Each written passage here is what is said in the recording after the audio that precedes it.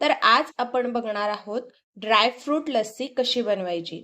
त्यासाठी लागणारे साहित्य आहे 1 कप दही, 1/3 कप दूध, 1/4 कप साखर, ही बारीक साखर आहे, 4 ते 5 काजूचे काप आणि 4 ते 5 बदामाचे काप।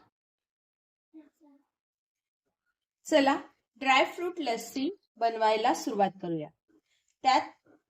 त्यासाठी सगळ्यात आधी घेऊया 1 कप दही।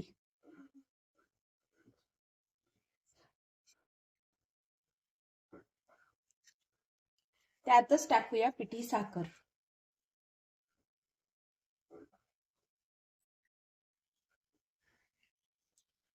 थोडेसे बदामाचे काप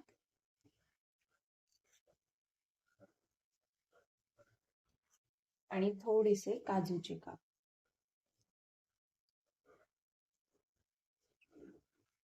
हे सर्व मिक्स करून घेऊया आता।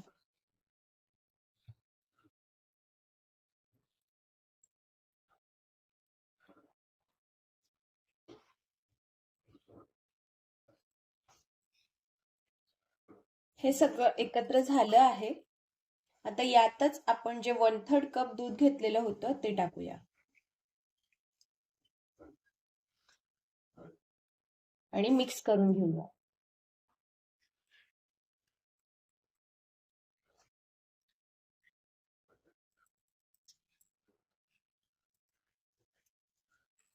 तयार आहे आपली ड्रायफ्रूट लस्सी।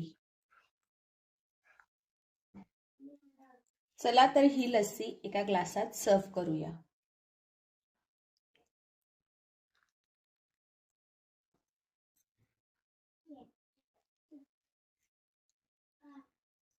आता थोडेसे बदामाचे काप टाकूया